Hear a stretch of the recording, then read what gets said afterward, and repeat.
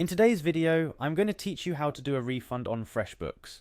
If you've ever found yourself in a situation where a refund is necessary, you know it can sometimes be a bit tricky, but don't worry, we'll go through the process step by step to make it as simple and straightforward as possible. This technique is particularly useful for freelancers, small business owners, or anyone who uses Freshbooks to manage their invoices and payments. First, let's navigate to the Freshbooks platform. You can do this by typing the URL into your browser or by simply searching for Freshbooks online. Once you've arrived at their homepage, your next step will be to log into your account. To do this, look for the login button. It's usually found at the top right corner of the screen. Clicking on it will redirect you to the sign in page. For those who have linked their Google accounts to Freshbooks, signing in becomes even easier. You'll see an option that says sign in with Google.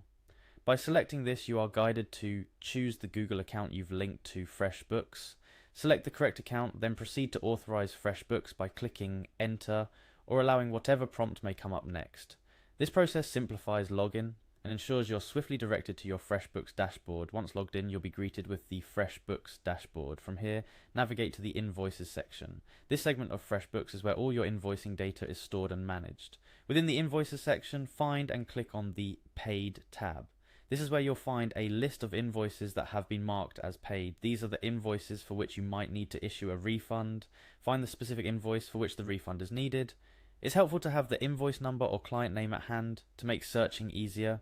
Upon locating the right invoice, click on the link provided below the invoice information. This will take you directly to the details of that particular invoice. What you'll do next is crucial. You'll need to delete the paid amount from the invoice. This might feel counterintuitive, but it's a necessary step for issuing a refund correctly within Freshbooks.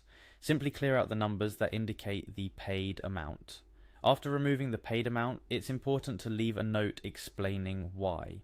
This can be a simple message in the payment notes section stating the reason for the refund. Maybe the project was cancelled or the service was unsatisfactory. Whatever the reason, clarity is key. This note not only helps keep your records straight, but also informs your client or customer about the reason for the refund. Finally, after adding your payment note, don't forget to save your changes.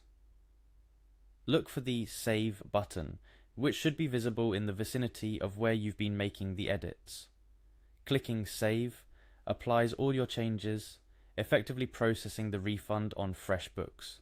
By following these detailed steps, you've now learned how to handle a refund on Freshbooks. Remember, the key steps are to navigate to your paid invoices, select the relevant invoice, delete the paid amount, add a payment note detailing the reason for the refund, and of course, save your changes. Doing a refund is a sensitive process, and it's important to handle it with care not only for financial accuracy, but also for maintaining trust and professionalism with your clients. Freshbooks makes this process intuitive once you know the steps, ensuring that you can manage your finances efficiently and transparently. I hope this tutorial was helpful and that you feel more confident in managing refunds on Freshbooks.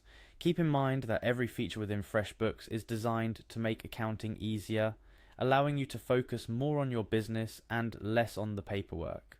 Thank you for walking through this process with me, and I look forward to bringing you more helpful tutorials like this one. See you in the next video.